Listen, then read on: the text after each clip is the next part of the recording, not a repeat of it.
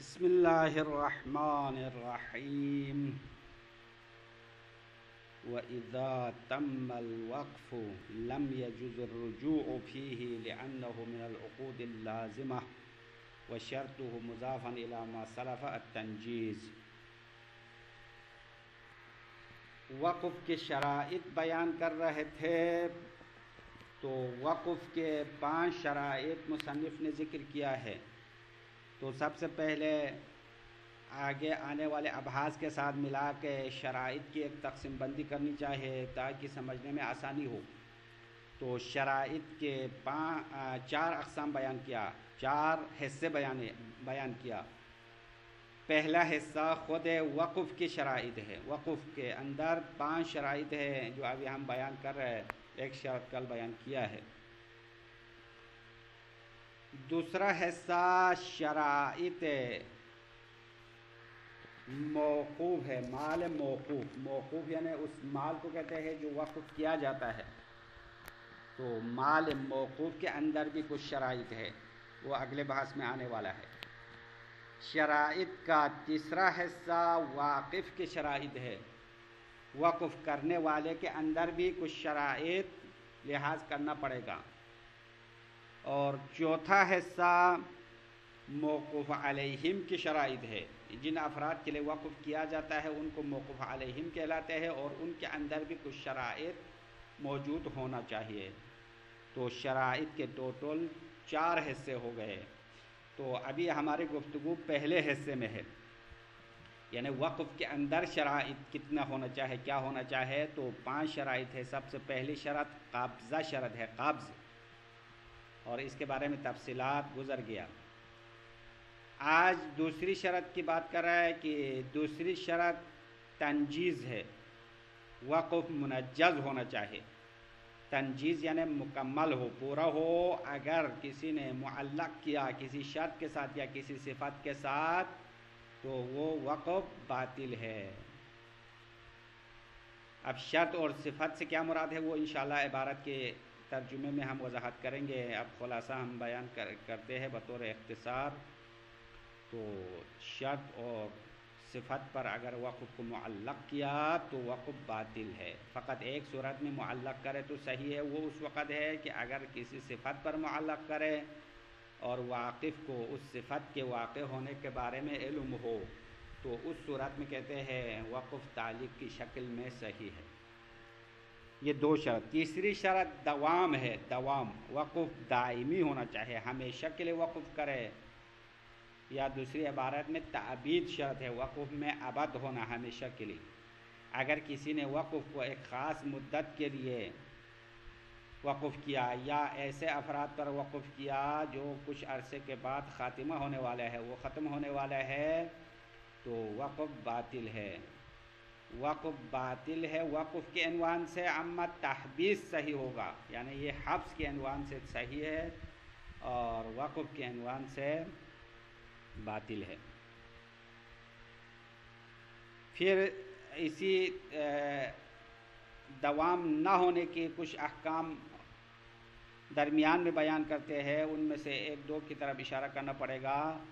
تو وقف اگر دائمی نہ ہو، مدت مخصوص کے لیے ہو تو تحبیس کے عنوان سے صحیح ہے. اور تحبیس کا قانون یہ ہے کہ اگر موقوف علیہم کا خاتمہ ہو جائے تو وہ مال واقف کی طرف پلٹ جائے گا اگر واقف زندہ ہو.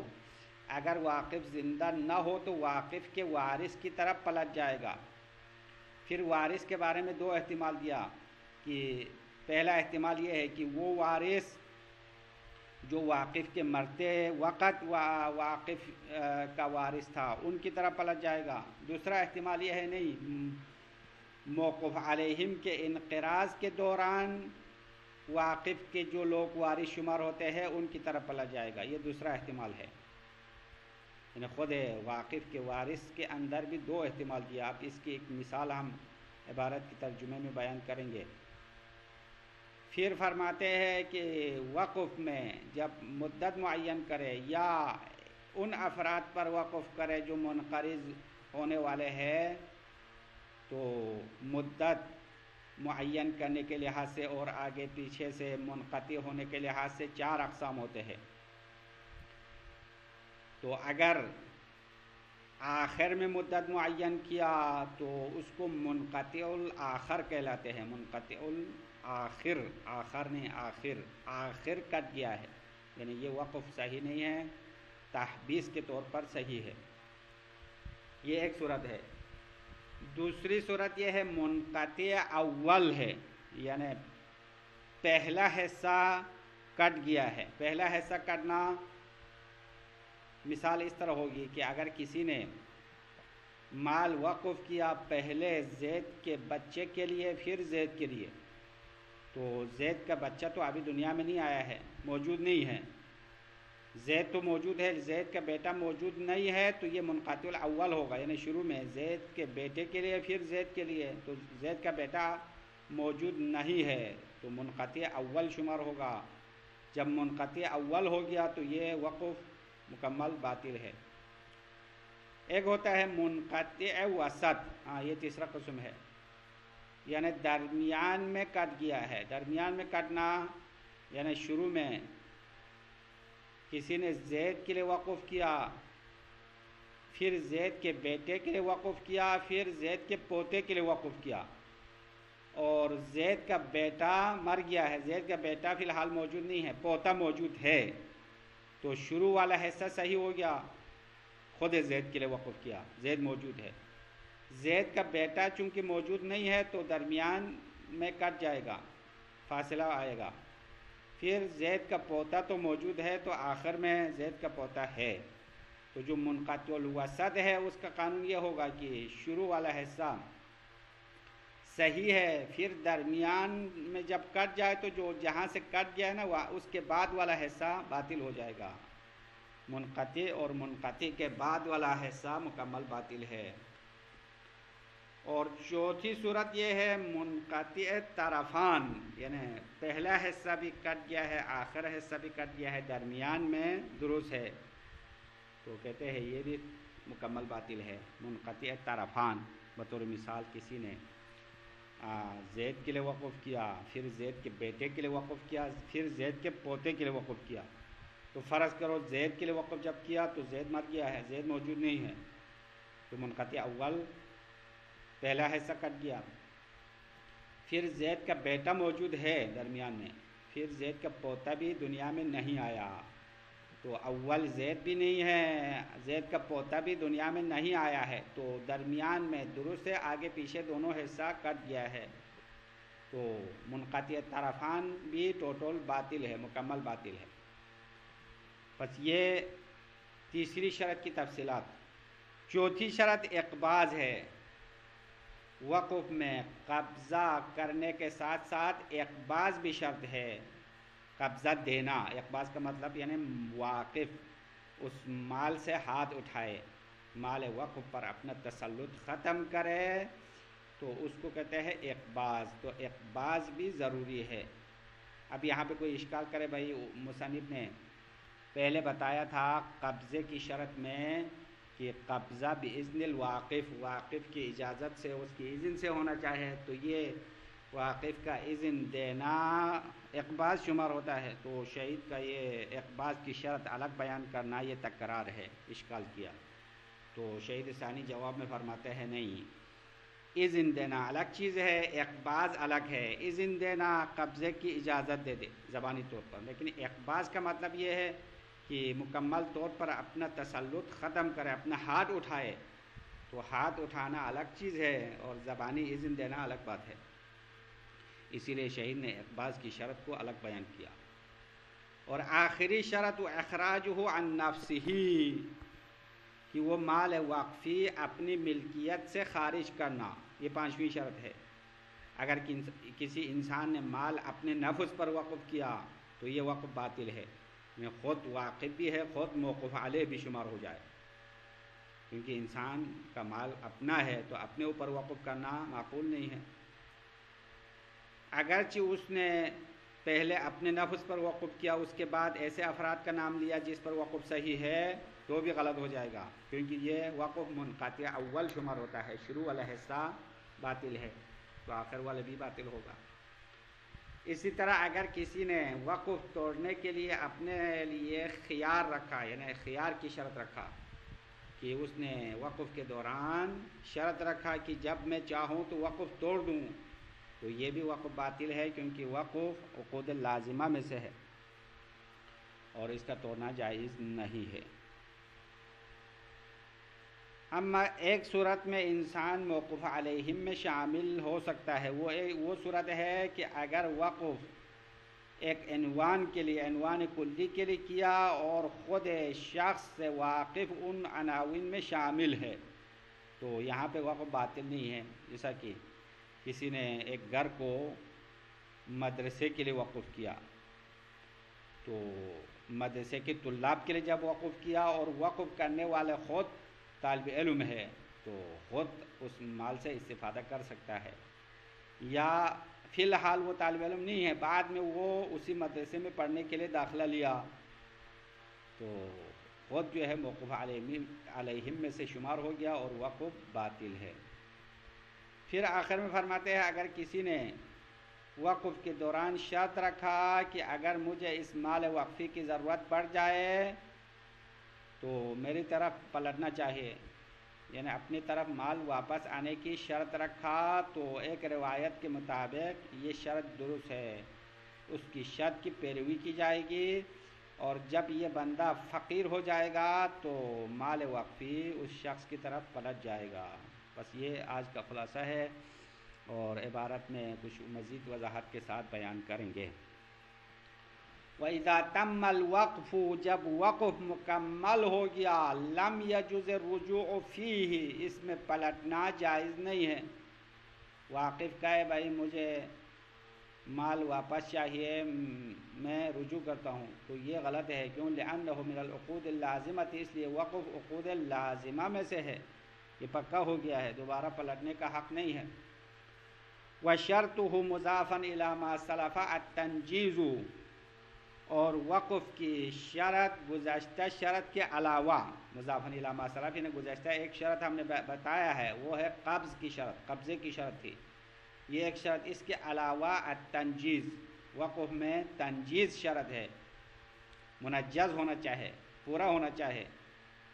فلو علقہ علی شرط او صفت بطل، پس تنجیز کی جب شرط رکھا تو اگر کسی نے وقف کو کسی شرط کے ساتھ معلق کیا یا کسی صفت کے ساتھ مشروط کیا تو بطل، وقف باطل ہوگا۔ شرط اور صفت اصطلاح فقہا میں شرط اس کام کو کہا جاتا ہے جس کا واقع ہونا یا نہ ہونا معلوم نہیں ہے، محتمل الوقوع عدم الوقوع دونوں ہے، جیسے کہ زید کا سفر سے واپس آنا یا سفر پر جانا، یہ چیزیں محتمل الوقوع ہے۔ تو اگر کسی نے یہ کہا کہ میں نے اس مال کو وقف کیا بشرط ان کی زید سفر سے واپس آئے، تو پتہ نہیں ہے زید کے سفر سے واپس آنا ہوگا یا نہیں ہوگا، معلوم نہیں ہے۔ صفت اس چیز کو کہتے ہیں جس کا واقع ہونا یقینی ہے لیکن ابھی واقع نہیں ہوا، بطور مثال سورج نکلنے کے ساتھ معلق کیا تو سورج نکلنا تو یقینی ہے، اسی طرح سورج غروب ہونے کے ساتھ معلق کیا تو یہ بھی صفت شمار ہوتے ہیں جس کا واقع ہونا حتمی ہے۔ تو بہرحال وقف شرط کے ساتھ معلق کیا یا صفت کے ساتھ معلق کیا، دونوں صورتوں میں باطل ہے، مگر ایک صورت میں باطل نہیں ہے، الا یکون واقعا والواقف عالم بوقوعہ، مگر ان کی وہ شرط واقع ہو چکا ہو، یکون واقعا، یکون شرط یا صفت، شرط و صفت واقع ہو گیا ہو اور واقف اس کے وقوع کے بارے میں جانتا بھی ہو، تو اس صورت میں اگر تعلیق کرے تو وقف باطل نہیں ہے، کقولہ، جیسا کہ واقف کا یہ قول، وقفت ان کان الیوم الجمعۃ، واقف نے اس طرح وقف کیا کہ میں اس مال کو وقف کرتا ہوں اگر آج کا دن جمعہ ہو، اگر آج کا دن جمعہ ہے تو میں مال وقف کرتا ہوں، یہ کہا، اور خود واقف کو پتہ ہے آج کا دن جمعہ ہے، تو یہ وقف درست ہے۔ کیوں درست ہے؟ کیونکہ یہ تعلیق صوری ہے، ظاہراً تعلیق ہے لیکن حقیقت میں کوئی تعلیق نہیں ہے۔ وَقَذَا فِي غَيْرِهِ مِنَ الْعُقُودِ، اسی طرح یہی گفتگو ہے، یہی حکم ہے وقف کے علاوہ باقی عقود میں، باقی معاملات میں بھی تنجیز شرط ہے۔ اگر کسی نے صفت کے ساتھ مشروط کیا اور اس صفت کا واقع ہونا یقینی ہو تو دوسرے معاملات بھی صحیح ہے، تعلیق ظاہری شمار ہوگا اور واقعاً کوئی تعلیق نہیں ہے۔ تو یہ حکم صرف وقف کے بارے میں نہیں ہے بلکہ غیر وقف باقی عقود میں بھی یہی حکم ہے۔ وقضا یعنی اسی طرح گفتگو ہے، حکم ہے فی غیر من العقود، وقف کے علاوہ باقی عقود میں بھی یہی ہے۔ اور شرائط وقف میں سے تیسری شرط والدوام، دائم ہونا چاہیے، وقف ہمیشہ کے لیے ہو۔ فلو قرنہ بمدت، اگر کسی نے وقف کو ایک خاص مدت کے ساتھ مقرون کیا، نزدیک کیا، مثال کے طور پر اس نے کہا 10 سال کے لیے میں وقف کرتا ہوں یا 5 سال کے لیے، او جعلہ علی من ینقرض غالباً، یا وقف کو ان افراد پر قرار دیا جو عام طور پر غالباً ختم ہونے والے ہیں۔ بطور مثال کسی نے کہا میں مال کو عمر کے لیے اور عمر کے موجودہ بچوں کے لیے وقف کیا، تو عمر اور عمر کے جو موجود بچے ہیں وہ تو ایک دن ختم ہونے والے ہیں۔ اگر اس طرح وقف کیا تو لم یکن وقفاً، یہ تو وقف شمار نہیں ہوگا، وقف کے طور پر صحیح نہیں ہے۔ والاقوی صحتہ حبساً، اور اقوی یہ ہے کہ یہ والا وقف بطور تحبیس صحیح ہے، حبس کا عنوان لاگو ہوگا۔ یبطل بانقضائها وانقراضه، تو حبس کا حکم یہ ہے کہ حبس باطل ہوتا ہے جب مدت منقضی ہو جائے۔ 5 سال کے لیے اس نے حبس کیا تو 5 سال مکمل ہونے کے بعد حبس کا حکم ختم ہوگا، مال واقف کی طرف پلٹ جائے گا یا واقف کے وارث کی طرف پلٹ جائے گا۔ وانقراضه، یعنی موقوف علیہ کے انقراض کے بعد حبس باطل ہوتا ہے۔ فیرجع الی الواقف او وارثه حین انقراض الموقوف علیہ، تو جب حبس باطل ہو گیا تو مال واقف کی طرف پلٹ جائے گا۔ خود واقف اگر زندہ ہو تو مال وقف دوبارہ واقف کو واپس ملے گا۔ او وارثه، یا واقف کے وارث کی طرف پلٹ جائے گا۔ کون سا وارث؟ تو کہتے ہیں وہ وارث جو حین انقراض الموقوف علیہ، موقوف علیہ کے منقرض ہونے کے دوران وارث شمار ہوتے تھے، تو ان وارثین کو مال واپس ملنا چاہیے۔ موقوف علیہ کے خاتمے کے دوران جو لوگ واقف کے وارث شمار ہوتے ہیں ان کو ملے گا۔ کل ولاء، جس طرح ولاء عتق میں یہی صورتحال ہے۔ اب ولاء کیا ہے؟ ولاء باب ارث میں اس کی تفصیلات آنے والا ہے۔ تو ولاء کا اصلی معنی نزدیک ہونا، دو افراد آپس میں قریب ہونے کا معنی ہے۔ اب اصطلاح میں ولاء دو افراد کا اس طرح آپس میں قریب ہونا جو ارث کا سبب بنے اور نسبیت اور زوجیت کا رابطہ نہ ہو۔ دو افراد میں آپس میں کوئی رشتہ داری نہیں ہے اور زوجیت کا بھی رابطہ نہیں ہے، پھر بھی ایک دوسرے کے وارث بنتے ہیں، اس طرح نزدیک ہونے کو ولاء کہتے ہیں۔ اور ولاء کے 3 اقسام ہیں، ولاء امامت اور ولاء ضامن جریدہ اور ولاء عتق۔ تو یہاں پہ ولاء سے مراد ولاء عتق مراد ہے۔ اس کی مثال یہ ہے کہ ولاء عتق، اگر کسی مولا نے اپنے غلام کو آزاد کیا ہو، غلام آزاد ہونے کے بعد غلام مر گیا تو غلام کے کوئی اور وارث نہ ہو تو اس کا وارث اس کا مولا ہوگا، مولا اس کا ارث لے گا ولاء عتق کی بنیاد پر۔ اب یہاں پہ صورتحال یہ ہے کہ غلام کے مرتے وقت، غلام تو پہلے غلام تھا، ابھی تو آزاد ہے، جو آزاد شدہ غلام ہے اس کے مرتے وقت مولا بھی موجود نہیں ہے، مولا بھی پہلے مر گیا ہے، غلام کے مرنے سے پہلے مولا مر گیا۔ تو اب غلام بعد میں مر گیا ہو تو غلام کا ارث مولا کے کن وارث کو ملے گا؟ خود مولا کو تو نہیں ملے گا، مولا بھی مر گیا ہے، تو مولا کے وارث کو ملے گا۔ اب مولا کے کون سے وارث کو ملے گا؟ تو اس میں 2 احتمال ہے۔ مولا کے ان وارثین کو ملے گا جو عبد کے مرتے وقت موجود ہے، اور دوسرا احتمال یہ ہے کہ مولا کے ان وارثین کو ملنا چاہیے جو خود مولا کے مرتے وقت موجود تھے. ہاں بس یہ مثال دیا. ہمارے محل باس میں بھی یہی صورتحال ہے. جب تحبیس ختم ہو گیا تو مال واقف کی طرف پلٹ جائے گا. اگر واقف زندہ نہ ہو تو واقف کے ان وارثین کو ملنا چاہے جو موقوف علیہم کے انقراض کے دوران وارث شمار ہوتے ہیں. ایک احتمال. دوسرا احتمال یہ ہے کہ وَيُحْتَمَلُ إِلَىٰ وَارِثِهِ عِنْدَ مَوْتِهِ، یا دوسرا احتمال یہ دیا جاتا ہے کہ وہ مال واپس ہوگا ان وارثین کی طرف جو واقف کے موت کے دوران ان کے وارث ہے. وَيَسْتَرْسِلُ فِيهِ إِلَىٰ أَن يُصَادِفَ الْإِنْقِرَاضَ، پھر اگر وہ وارث بھی موجود نہ ہو تو اس کے بعد یہ تسلسل جاری ہوگا. یسترسلو کا مطلب یعنی یہ سلسلہ چلتا رہے گا. إِلَىٰ أَن يُصَادِفَ الْإِنْقِرَاضَ، اس وارث تک جو انقراض کے برابر ہو. یعنی موقوف علیہم کے انقراض کے دوران جو موجود وارث ہے ان کے ہاتھ میں آئے گا، لیکن ڈائریکٹ ان کے ہاتھ میں نہیں آئے گا، بلکہ پہلے وارث کا شمار ہوگا، پھر اس کے مرنے کے بعد اس کے بعد والے وارث کا شمار ہوگا، پھر تیسرے، پھر چوتھے، اس طرح سلسلے میں آئے گا. ابھی اس کی ایک مثال دینا پڑے گا کیونکہ یہ تھوڑا پیچیدہ مسئلہ ہے. بطور مثال واقف مر گیا ہے، اس نے مال موقوف علیہم کے انقراض تک ان کے لیے تحبیس کیا ہے. موقوف علیہم فرض کرو عمر ہے، عمر موقوف علیہ ہے. زید نے عمر پر مال تحبیس کیا، حبس کیا، پھر زید مر گیا. زید کون ہے؟ واقف ہے. تو عمر کے مرنے تک تو تحبیس باطل نہیں ہے، تحبیس جاری رہے گا. جب عمر مر گیا تو وہ مال زید کو نہیں ملے گا کیونکہ زید بھی مر گیا ہے. اب زید کے فرض کرو ایک بیٹا ہے، ایک پوتا ہے.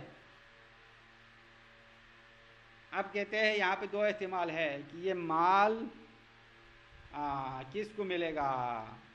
اگر ہم پہلے احتمال کو لیں تو زید کے بیٹے کو ملے گا، نہیں زید کے پوتے کو ملے گا. زید کا بیٹا بھی مر گیا ہے تو موقوف علیہ کے انقراض کے دوران یعنی عمر کے مرنے کے دوران زید کا پوتا زندہ ہے تو زید کے پوتے کو ملے گا. اگر ہم دوسرا احتمال دیں عند موت واقف جو وارث ہے اس کو ملے گا، تو زید کے مرتے وقت زید کا بیٹا زندہ ہے تو زید کے بیٹے کے ہوتے ہوئے پوتا تو وارث نہیں ہوتا ہے، اسی لیے زید کے بیٹے کا مال شمار ہوگا. جب زید کا بیٹا مر گیا تو زید کے بیٹے کا مال اس کے پوتے میں آئے گا. اگر پوتا بھی مر گیا ہو تو اس کے پر پوتے تک پہنچ جائے گا. تو ان دونوں احتمال کا نتیجہ تو ایک ہے، یعنی جو موجودہ وارث ہے اس کو ملے گا. اب فرق اتنا ہے کہ یعنی موجودہ وارث کو ڈائریکٹ ملے گا، یہ دوسرے احتمال کے مطابق ہے، نہیں پہلے احتمال کے مطابق. ایصادف الانقراض نہیں، پہلا احتمال تو یہ تھا الوارث حین انقراض الموقوف علیہ، موقوف علیہ کے انقراض کے دوران جو وارث ہے اس کو ڈائریکٹ ملے گا. تو مطلب زید کا بیٹا بھی مر گیا، زید کا پوتا بھی مر گیا، اس کا پر پوتا ہے تو پر پوتے کو ڈائریکٹ ملے گا. یہ اگر ہم دوسرا احتمال مراد لے تو زید کے بیٹے کو ملے گا. اب زید کا بیٹا مر گیا ہے تو زید کے مرے ہوئے زید کے بیٹے کا تو مال نہیں بنتا ہے، اسی لیے زید کے پوتے میں آئے گا. پھر زید کا پوتا بھی دنیا سے چلا گیا ہو تو زید کے پر پوتے تک پہنچ جائے گا، یعنی سلسلے میں پہنچ جائے گا. تو نتیجہ یہی ہے کہ جو آخری بندہ واقف کا وارث شمار ہوگا اسی کے ہاتھ میں آئے گا. اب اس کے ہاتھ میں ڈائریکٹ آنا یہ پہلے احتمال کے مطابق، یا واقف کے مرنے کے دوران جو وارث تھا اس کے ہاتھ میں آئے، پھر اس کے بعد دوسرے کے، پھر تیسرے کے، پھر آخر دوبارہ اسی موجودہ وارث کے ہاتھ میں آنا. یہ تسلسل کا مسئلہ ہے. تو بالآخرہ نتیجہ فرق نہیں ہے، نتیجہ تو ایک ہی ہو جائے گا، یعنی بالآخرہ وہی موجودہ جو وارث ہے اسی کے ہاتھ میں ہی آئے گا. وَيُسَمَّى هَذَا مُنْقَطِعَ الْآخَرِ، اس طریقے سے وقف کرنے کو منقطع الآخر کہلاتے ہیں. منقطع الآخر جس کے آخر کٹا ہوا ہے تو وقف تو نہیں ہوگا، تحبیس شمار ہوگا. تو شروع والا حصہ درست ہے. وَلَوْ انقطع اولہ، اگر وقف کا پہلا حصہ کٹ گیا، او وسطہ، یا درمیان والا حصہ کٹ گیا، او طرفہ، یا آگے پیچھے دونوں حصہ کٹ گیا، تو یہ 4 صورتیں بنتی ہے۔ خلاصے میں ہم نے مثال دیا ہے۔ تو فالاقوی بطلان ما بعد القطع، تو اس کا حکم یہ ہے کہ اقوا یہ ہے کہ جہاں سے کٹ گیا ہے وہاں کے بعد والا حصہ باطل ہے۔ فیبطل الاول والأخیر، بس اس قانون کے مطابق ان اقسام میں سے اول اور آخر دونوں سرے سے باطل ہے۔ اول سے مراد ولو انقطع اولہ والی عبارت میں جو موجود ہے وہ ہے کہ اگر کسی وقف کا شروع والا حصہ کٹ گیا تو مکمل وقف باطل، اور آخر کا مطلب او طرفہ، وقف کا شروع اور آخر دونوں کٹ گیا ہو تو یہ وقف بھی مکمل باطل ہوگا۔ والآخر، فیبطل الاول والآخر ویصح اول الآخر۔ اب ان اقسام میں سے جو اگلا قسم ہے، اگلا قسم یعنی انقطع اولہ ہے، تو انقطع اولہ نہیں، یہ والی صورت نہیں ہے، او وسطہ والی صورت ہے۔ اول الآخر سے مراد او وسطہ والی صورت ہے، یعنی اگر کسی وقف کا درمیان والا حصہ کٹ گیا تو اس کا پہلا حصہ صحیح رہے گا، کیونکہ درمیان میں جب منقطع ہو گیا تو جہاں پہ قطع ہوا وہ باطل، اس کے بعد والا باطل ہے، لیکن شروع والا حصہ درست ہے۔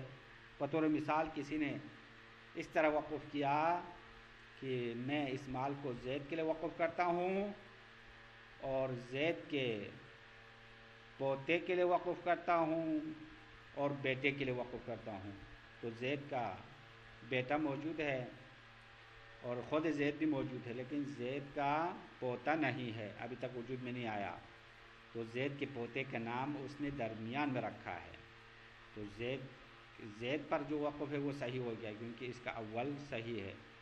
پھر درمیان میں جب زید کے پوتے کا نام لیا تو یہ تو غلط ہو گیا، زید کا پوتا موجود نہیں ہے، تو زید کے پوتے پر وقف کرنا بھی غلط ہوگا اور زید کے بیٹے کا وقف بھی غلط ہو جائے گا، کیونکہ جب وسط باطل ہوا تو وسط اور آخر دونوں غلط اور شروع والا حصہ صحیح رہے گا۔ وَيَصِحُ أَوَّلُ الْآخَرِ وَالْإِقْبَاضُ، اور شرائط وقف میں سے آخری شرط نہیں ہے، یہ چوتھی شرط ہے۔ چوتھی شرط اقباض شرط ہے، وَهُوَ تَسْلِيطُ الْوَاقِفِ لِلْقَابِضِ عَلَيْهِ۔ اقباض کا مطلب یہ ہے کہ واقف قبضہ کرنے والے کو مسلط کرنا ہے۔ قبضہ کرنے والا کون ہے؟ موقوف علیہ ہے، موقوف علیہم کو اس مال پر تسلط دینا ہے، ورفع یدہ عنہ لہو، اور واقف اپنا ہاتھ اس مال سے اٹھانا ہے، لہو یعنی موقوف علیہم کی خاطر، لہو کی ضمیر قابض کی طرف، قابض وہی موقوف علیہ ہے، تو موقوف علیہ کی خاطر اپنا ہاتھ اٹھانا مراد ہے۔ تو اقباض کا معنی یہی ہوگا کہ واقف اپنا تسلط ختم کر کے موقوف علیہم کا تسلط دے دے، ان کو قبضہ دے دے۔ وقد یغایر الاذن فی القبض الذی اعتبرہ سابقان، اب یہ وقد یغایر سے اشکال مقدر کا جواب دے رہا ہے۔ کوئی اشکال کرتے ہوئے مصنف پر اشکال کرتے ہیں، مصنف نے تو گزشتہ بحث میں کہا کہ قبضہ شرط ہے اور واقف کے اذن سے قبضہ ہونا چاہے، تو اگر واقف نے قبضے میں اذن دیا تو وہی اقباض کا مطلب ہے، تو اقباض کا ذکر الگ کرنا تکرار ہے اور تکرار قبیح ہے۔ تو شہید ثانی فرماتے ہیں وقد یغایر الاذن فی القبض، کبھی اقباض قبضے میں اذن دینے سے مختلف ہے، قبضے میں اذن دینا الگ چیز ہے اور اقباض الگ چیز ہے۔ الذی اعتبرہ سابقا، کہ جس کو مصنف نے پہلے معتبر سمجھا تھا، اذن فی القبض کا اعتبار پہلے کیا تھا، اب یہ الگ چیز ہے۔ کس طرح فرق ہے؟ ان سے باب بیان کر رہا ہے کہ اذن فی القبض اور اقباض دونوں میں فرق یہ ہے کہ یأذن فیہ، کہ کوئی شخص جو ہے قبض کا اذن تو دے دے، ولا یرفع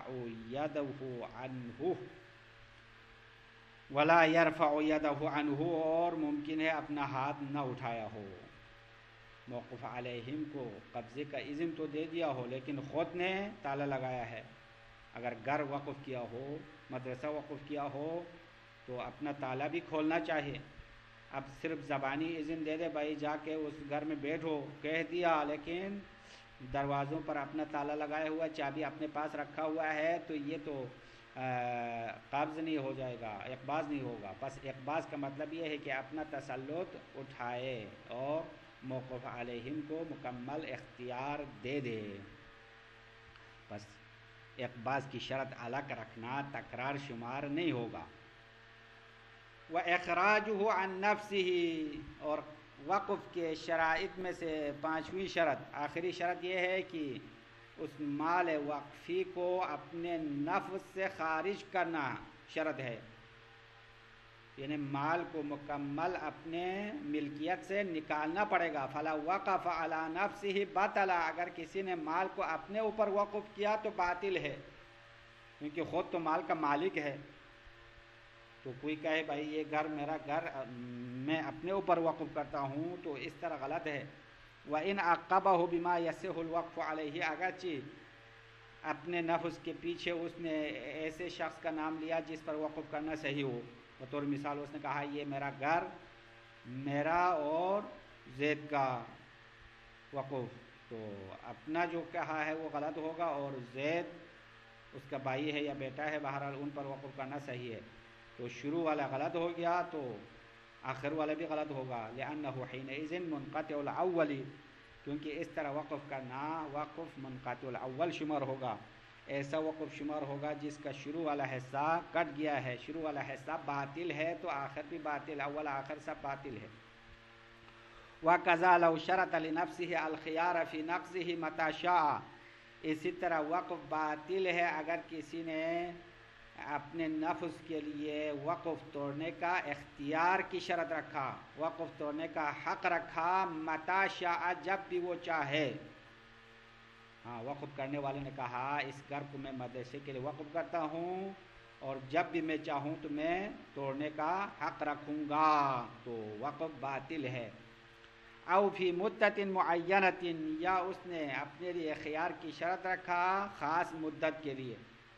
بطور مثال اس نے کہا میں اس گھر کو مدرسے کے لیے وقف کرتا ہوں 5 سال تک، اور 5 سال کے بعد میں توڑ دوں گا، توڑنے کا حق میرے پاس ہوگا.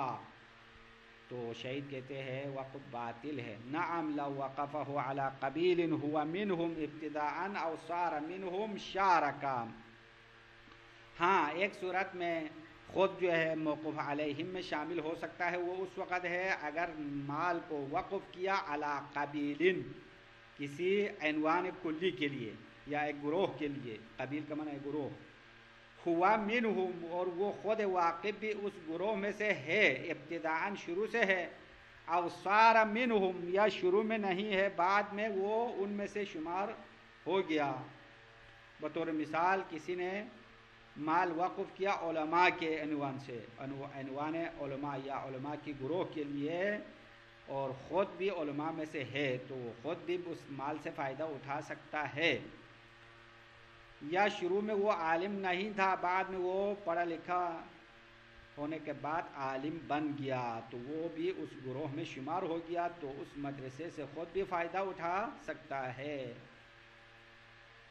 نعم لو وقفه علی قبیل، اگر مال کو ایک گروہ پر وقف کیا ہوا، منہم وہ واقف ان گروہ میں سے ہے، ابتداءً شروع میں ہے، او صار منہم یا ان میں سے شمار ہو جائے، تو شارکا یعنی یہ خود بھی اس مال میں فائدہ اٹھانے میں شریک ہوگا. او شرط عودہ الیہ عند الحاجہ، یا واقف نے شرط رکھا کہ جب مجھے ضرورت پڑ جائے تو مال میری طرف واپس آنا چاہیے. تو فالمروی والمشہور اتباع شرط ہی، تو ایک روایت کے مطابق اور مشہور قول کے مطابق کہتے ہیں اس کی شرط کی پیروی کرنی چاہیے. مطلب یہ شرط درست سے کہہ رہے، اگر اس طرح شرط رکھ کر وقف کرے تو وقف صحیح ہے، اور اس شخص کی شرط پر عمل کرنا چاہیے، یعنی جب بھی اس کو ضرورت پڑ جائے تو مال واپس ہوگا. تو نتیجہ یہ ہے کہ یہ وقف نہیں ہوگا بلکہ تحبیس شمار ہوگا. دوبارہ وہ مدت معین کے لیے وقف کرنے والی صورت ہو جائے گی. اس کو اصطلاح میں تحبیس کہلاتے ہیں، تو تحبیس کے طور پر صحیح ہے. فالمروی والمشہور اتباع شرط ہی، تو روایت اور مشہور قول کے مطابق اس کی شرط کی پیروی کرنی چاہیے، مطلب مال اس کو واپس ملنا چاہے، اس کی شرط کرنا درست ہے۔ وَيُعْتَبَرُ حِينَئِذٍ قُصُورُ مَالِهِ عَنْ مَعُونَةِ سَنَتِهِ، تو اس دوران معتبر ہے کہ اس کا مال اس کے سال کے اخراجات سے کم ہونا چاہیے، مطلب شرعی عنوان سے فقیر شمار ہونا چاہیے۔ اگر فقیر شمار ہو تو فیعود عندها، بس فیعود الوقف عندها یعنی عند الحاجہ، جب اس کو ضرورت پڑ جائے یعنی یہ فقیر ہو جائے، محتاج ہو جائے، تو مال واقف کی طرف واپس آئے گا۔